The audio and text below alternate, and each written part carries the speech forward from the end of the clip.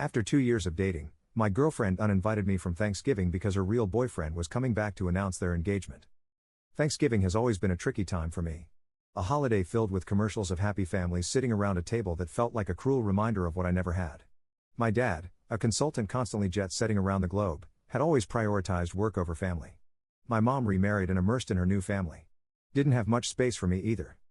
Holidays usually meant microwave meals in my apartment, scrolling through Instagram, pretending the solitude didn't bother me.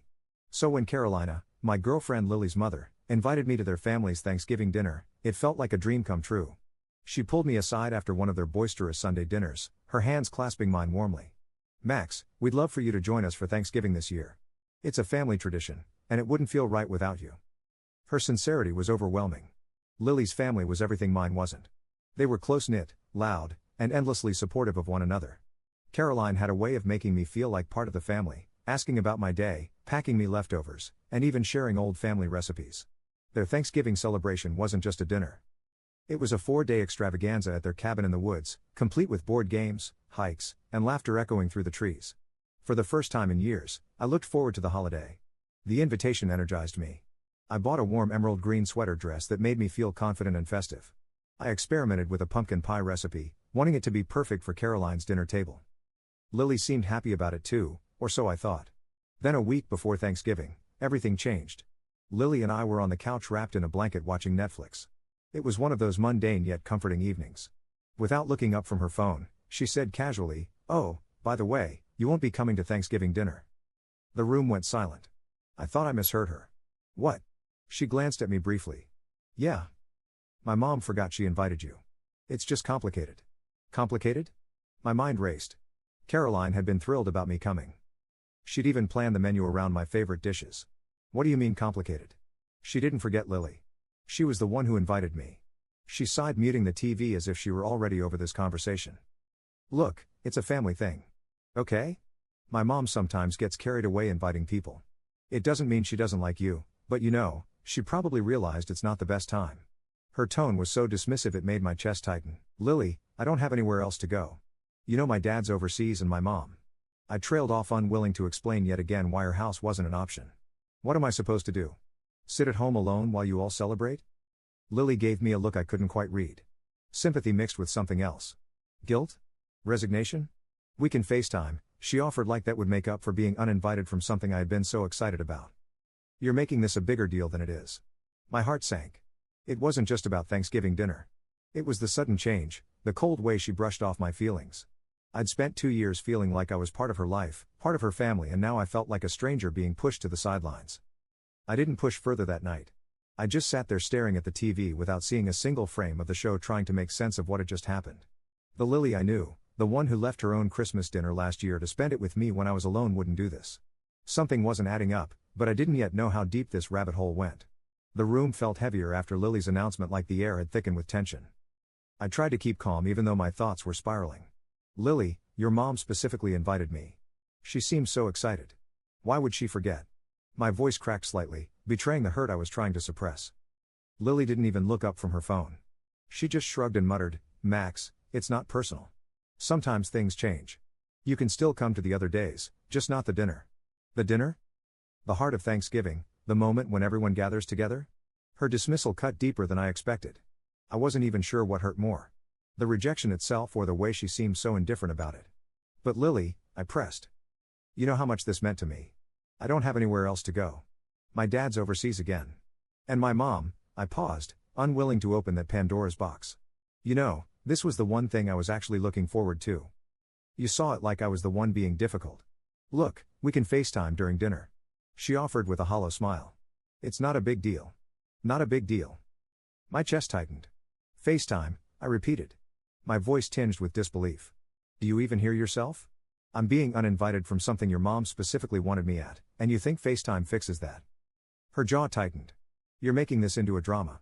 I said you can still come to the other days." I stared at her, searching for any sign of understanding, but she was back to scrolling on her phone. It was as though this entire conversation was an inconvenience to her. The rest of the evening was awkward. We sat there in silence, the Netflix show playing in the background, but neither of us was paying attention. I replayed her words over and over in my head, trying to make sense of them. Lily wasn't usually like this. She'd always been supportive and attentive, the type of girlfriend who remembered the little things and made me feel seen. This sudden shift didn't just feel inconsiderate, it felt calculated. I couldn't help but think back to how welcoming her family had been to me.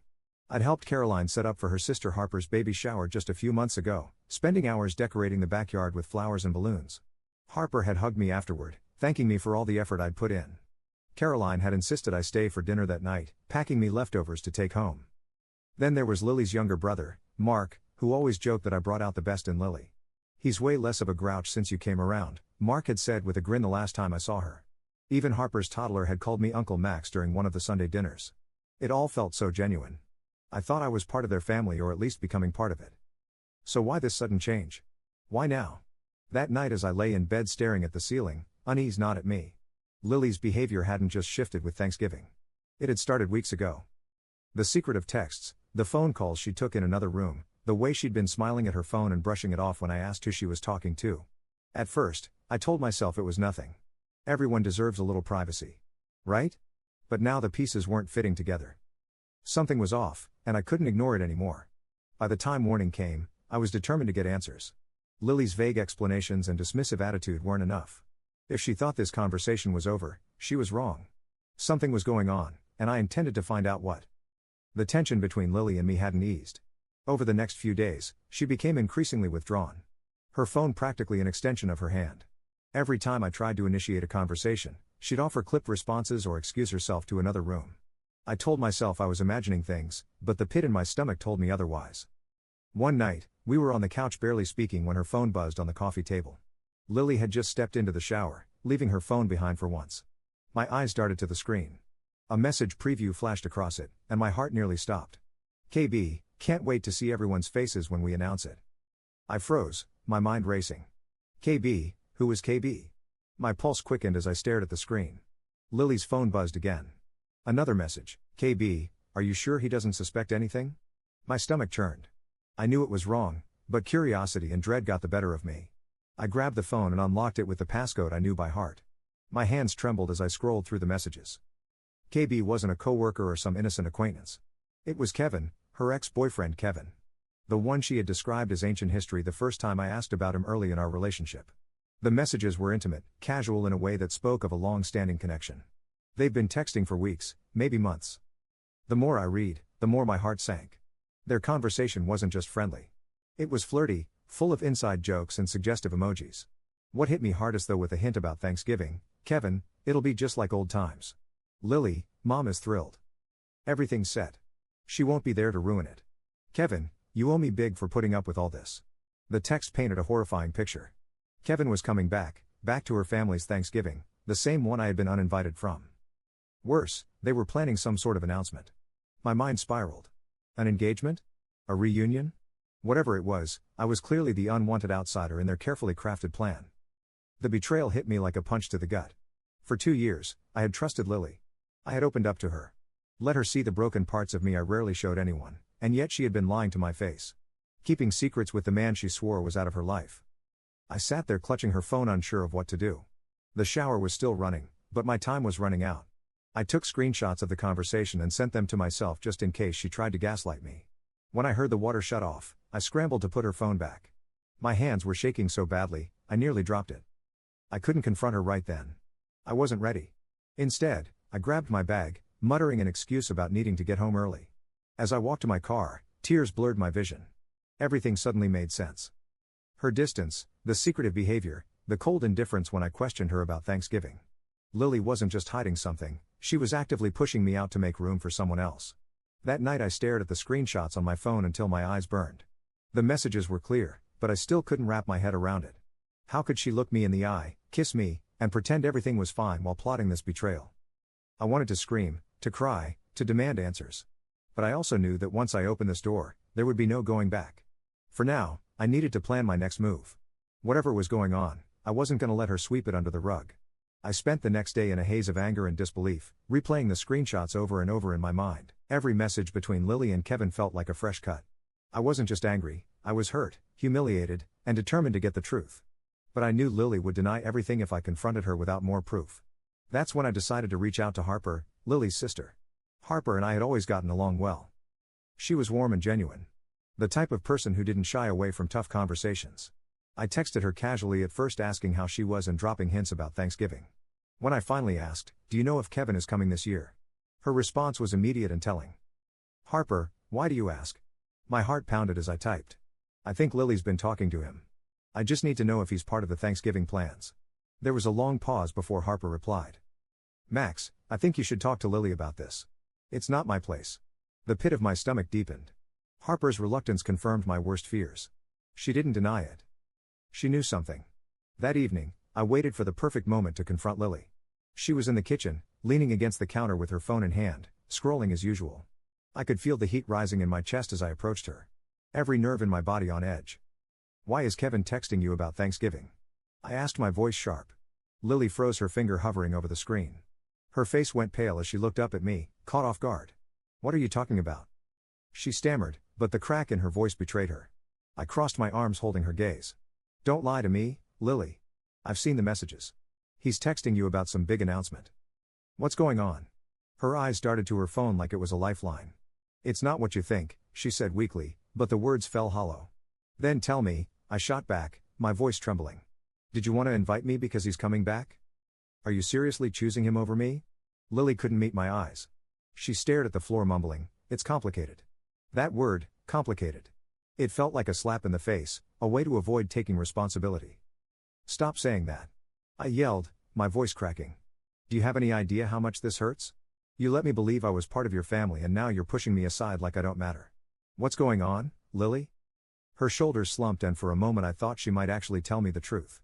But instead she said, "Max, I need time to figure this out." "Time? You needed time?" I stared at her, my chest heaving. "Figure what out, Lily? You've had 2 years to figure things out. You're stringing me along while you sneak around with him." Lily finally looked up, her eyes filled with guilt. "I didn't mean for it to get this messy," she said quietly. "That's not good enough," I said, my voice cold. "You've been lying to me, haven't you?" She didn't deny it. That was all the confirmation I needed. I grabbed my coat and bag, my hands shaking as I opened the door. "When you're ready to stop lying, you know where to find me. Until then, don't bother." I left before she could respond, the cool night air hitting my face like a wake-up call. My heart was racing. My emotions swinging between fury and heartbreak. This wasn't just about Kevin anymore. It was about Lily's complete lack of respect for me.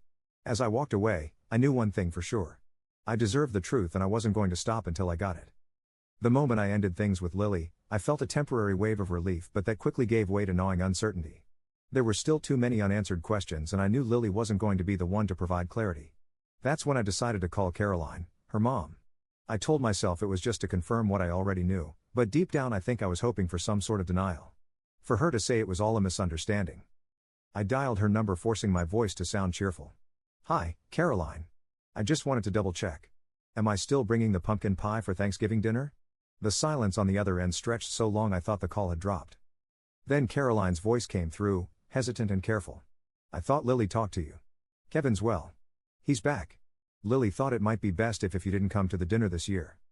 I gripped my phone so tightly I thought it might crack. "Awkward?" I asked, my voice trembling despite my best effort to stay composed. "Why would it be awkward?"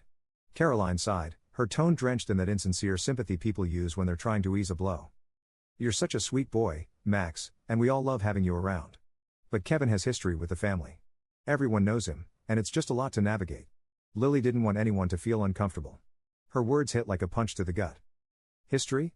What about the 2 years I'd spent at their family dinners, birthdays, and celebrations? What about the history Lily and I were supposed to be building? I tried to keep my composure, but my voice cracked as I said, "Caroline, does Kevin coming back mean he and Lily are together?" Caroline hesitated. "It's complicated," she finally said, echoing Lily's favorite excuse. "Lily told me they've been talking and well, Kevin's always been a part of this family. We just want to do what's best for everyone." I couldn't listen to another word. My hands were shaking as I muttered something about needing to go and hung up. I sat on my couch in stunned silence, replaying the conversation in my head. Kevin's always been a part of this family. I was nothing more than a placeholder. A convenient stand-in while Lily and her family waited for Kevin to come back and reclaim his spot. The anger started to rise, bubbling up from the pit of my stomach. It wasn't just about Kevin, it was about all of them. Lily, Caroline, Harper, everyone who had smiled at me, hugged me, and pretended to care while knowing all along I wasn't the real one. I need to clear my head, so I grabbed my coat and went for a walk. The cold air stung my cheeks, but it didn't dull the rage boiling inside me. As I walked, I couldn't help but think about all the times I'd been there for Lily. Supporting her, caring for her, making space for her family in my life. And this was my reward. Being discarded the moment her real boyfriend came back, that's when I decided I wasn't done. I deserved answers and I was going to get them. Not just for closure but for the principle of it. Lily had taken 2 years of my life and I wasn't about to let her or her family erase me without a fight. I didn't sleep that night. After my call with Caroline, I sat in my apartment staring blankly at the wall, replaying every interaction with Lily over the past 2 years. The little moments I'd ignored or brushed off came rushing back, forming a disturbing picture I hadn't wanted to see. The next evening, against my better judgment, I went to Lily's apartment. I told myself it was to confront her, but deep down I think I was hoping she'd deny it. That she'd have some explanation to unravel the nightmare I'd stumbled into. When I arrived, she acted as though nothing was wrong. She greeted me with a casual, "Hey, babe," kissed my cheek and went back to her laptop. I sat on the couch watching her work, my stomach twisting in knots. The calmness in her demeanor was infuriating. How could she act so normal when my world was crumbling? After a few minutes, Lily said she was going to take a shower. As soon as I heard the water running, I made my move. Her phone was on a coffee table unlocked. I hesitated for a moment, my hands trembling, then I tapped on her messages. What I found made my blood run cold. The chat with Kevin was longer than I expected, stretching back months. At first, it was harmless, catching up, reminiscing, but then the tone shifted. Messages about finally being together again and picking up where they left off. Kevin had moved back to town a month ago, and Lily had been meeting him regularly. Then came the bombshell. "I can't wait for Thanksgiving dinner. Everyone's gonna be so excited when we announce it." Announce it? I scrolled further, desperate to find clarification, and there was a picture of a diamond ring Lily had sent Kevin. Engagement. The word burned in my mind as I stared at the screen. My chest tightened and for a moment, I couldn't breathe. Lily wasn't just cheating. She was preparing to propose to someone else. I felt sick. The woman I had spent 2 years with, the woman I thought I knew had been living a double life. She had looked me in the eyes, kissed me, and told me she loved me, all while planning a future with someone else. I quickly snapped pictures of the messages and sent them to my phone. My hands were shaking so badly that it took me 3 tries to type in my own number. Then I placed her phone exactly where I'd found it and grabbed my bag. I left her apartment without saying a word. When I got home, I locked the door and collapsed onto my bed, clutching my phone like a lifeline.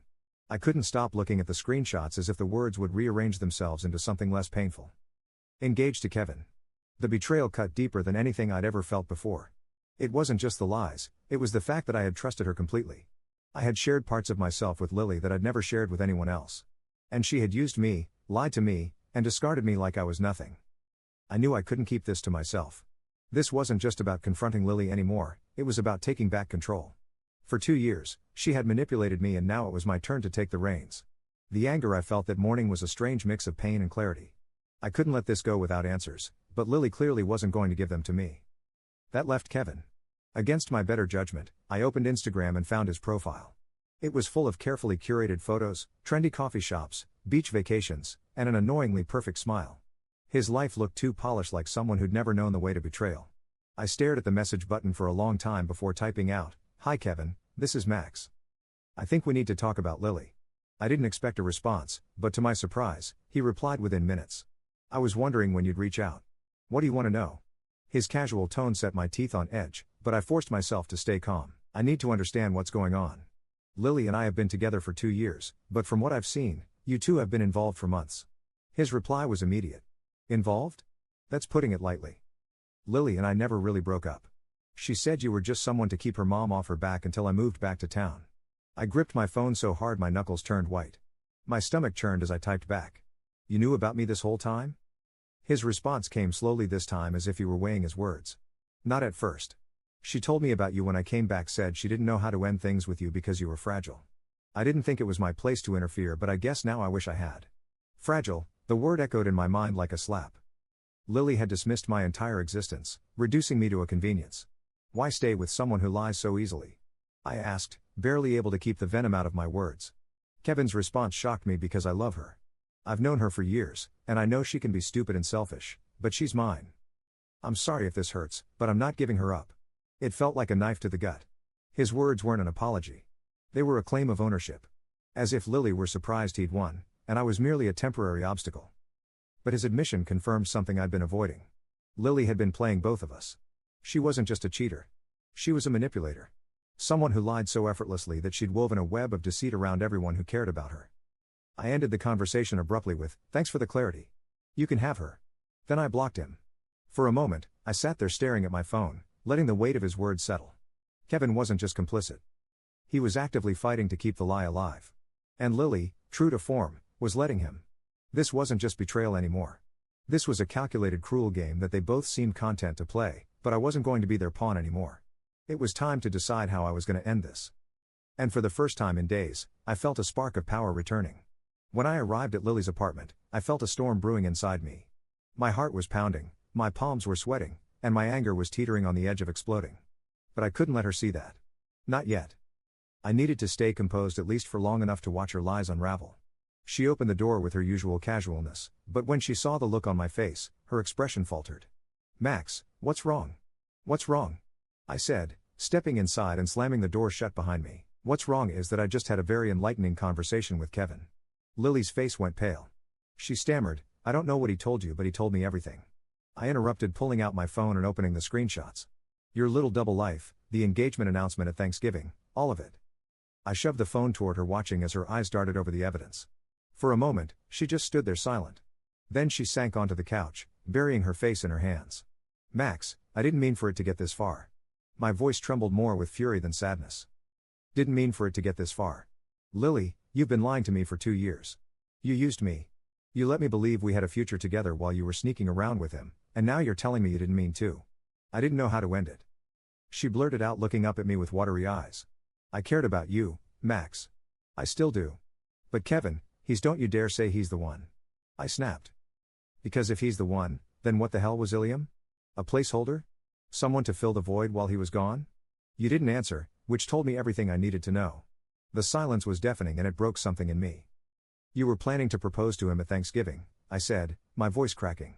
"While I was still in the picture, while I was planning to make pumpkin pie for your family, to spend the holiday feeling like I finally belonged somewhere. You robbed me of that, Lily. Do you even realize how cruel that is?" Her tears started falling in earnest now, but I didn't care. "I didn't mean to hurt you," she said, her voice barely above a whisper. "I was going to tell you after Thanksgiving. I didn't know how to." I cut her off, my anger boiling over. "You didn't know how to end it because you didn't want to face the consequences of your actions. You wanted to have your cake and eat it too, Lily. Well, guess what? I'm done being your backup plan." I reached into my bag and pulled out the spare key to her apartment. With a flick of my wrist, I tossed it onto the coffee table. "We're done," I said, my voice firm and final. "Max, please." She started, but I was already heading for the door. I turned back one last time, meeting her tearful gaze. "You don't get to ask for forgiveness, Lily. Not after this." And with that, I walked out, slamming the door behind me. As I stepped out into the crisp night air, a wave of relief washed over me. For the first time in days, I felt like I could breathe again. It wasn't just the end of a relationship, it was the end of a chapter in my life where I let someone else's lies define my worth. And I was finally ready to write the next one on my own terms. The aftermath was surreal. I packed up my things from the apartment Lily and I had shared with a mixture of numbness and rage. My best friend, Sophie, was my rock through it all. She showed up with boxes, takeout, and an endless supply of encouragement. "You're doing the right thing," she said as she taped up a box labeled Books and Betrayal. Still, the sting of it all wouldn't fade. Every time I looked at something I brought into that apartment, a throw pillow we picked out together, a mug I bought to match her, my chest tightened. How could I have built a life with someone who was lying to me the entire time? Sophie insisted I block Lily and Kevin on everything.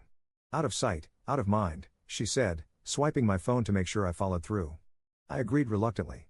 Cutting them off was necessary, but it didn't stop the thoughts from spiraling late at night. I kept replaying every moment of our relationship. Every red flag I'd ignored, trying to understand how I'd missed it. 2 days after I moved out, Caroline called. Her voice was shaky, almost desperate. "Max, I just heard what happened. I'm so sorry, honey." I had no idea Lily was seeing Kevin again. I clenched the phone tightly, my knuckles white. "Didn't you?" I asked, my voice sharp. "You told me I couldn't come to Thanksgiving because he was back. You said it would be awkward." She sputtered, clearly caught off guard. "I thought it was just a misunderstanding. I didn't realize how serious it was. I never meant to hurt you." I let out a bitter laugh. "You knew enough to prioritize his feelings over mine. That's all I needed to know." Caroline sighed heavily. "Max, please understand. I just wanted to keep the peace. I didn't want to choose sides." "You chose," I said coldly, cutting her off. "And it wasn't me." I hung up before she could say more. Her apology fell hollow, like someone trying to save face rather than genuinely make amends. The truth was the entire family had played a role in this charade. Whether they actively supported Lily or just looked the other way, they'd all contributed to keeping me in the dark. Back at Sophie's, I threw myself into distraction. I updated my resume and started applying for new jobs in a different part of the city. I joined her in a yoga class, though my downward dog looked more like a collapsed starfish. Anything to keep my mind from drifting back to Lily and the mess she'd made in my life. But at night, the memories crept in. The way she used to hold my hand during Sunday dinners with her family. The time she surprised me with a weekend trip after a tough week at work. I hated how much I missed the version of her I thought was real. One evening as Sophie and I sat on her couch watching bad reality TV, she turned to me and said, "You're allowed to feel hurt, you know. You're allowed to grieve this." Her words at me like a punch to the gut. For so long, I've been trying to push the pain away, pretending it didn't matter. But it did. I had loved her, or at least a version of her she showed me. And now I had to figure out how to pick up the pieces without her. The next day, I booked an appointment with a therapist. It was time to stop running from the pain and start healing from it. Months have passed, and while the scars are still there, they've started to fade. I left the old city behind and moved into a cozy apartment in a new town where no street corner reminds me of Lily or the life I thought we were building. It's a fresh start, and for the first time in years I feel like I'm truly living for myself. Therapy has been a game changer. My therapist, Dr. Ellen, doesn't sugarcoat things. She pushed me to confront the patterns I had ignored. Not just in Lily's behavior, but in my own willingness to overlook red flags. "You have to stop dimming your light for people who don't deserve to stand in it," she said during one particularly emotional session. Those words stayed with me. Charlie, my golden retriever rescue, has been my biggest source of joy. His tail-wagging greetings make even the hardest days a little brighter. He doesn't care about the past, only that I throw his favorite squeaky toy a dozen times before breakfast. Adopting him was the best decision I've made. Thanksgiving is just around the corner, and this year it's different. I'm hosting a Friendsgiving, a celebration of the family I've chosen. Sophie's bringing her famous spinach artichoke dip, and my new coworker Jasmine promised to bake a pie. It's a small gathering, but it feels more meaningful than any grand event could. These are the people who've shown me what unconditional support looks like. A few weeks ago, I received a letter from Lily. It was postmarked from her old address, the one I used to know so well. Against my better judgment, I opened it. The first line read, "Max, I know I don't deserve your forgiveness." I stopped there. I didn't need to read the rest. I already knew what it would say: apologies, excuses, promises to change. I fed the letter to my fireplace, watching the flames consume the last trace of her in my life. I've learned so much since that fateful Thanksgiving invitation. I've learned that love shouldn't come with conditions or lies. I've learned that I'm stronger than I ever thought possible. And most importantly, I've learned that sometimes letting go isn't just an act of courage, it's an act of self-respect. As I set the table for Friendsgiving, Charlie sniffing at the turkey roasting in the oven, I feel a deep sense of gratitude. Not for the betrayal or the heartbreak, but for the growth that came from it. This year, I'm thankful for my resilience, for the people who stood by me, and for the chance to start anew. When my friends arrive, the apartment fills with laughter and warmth. For the first time in a long time, I'm surrounded by people who truly see me. No lies, no secrets, just love. And that, I realize, is the only thing I need this Thanksgiving.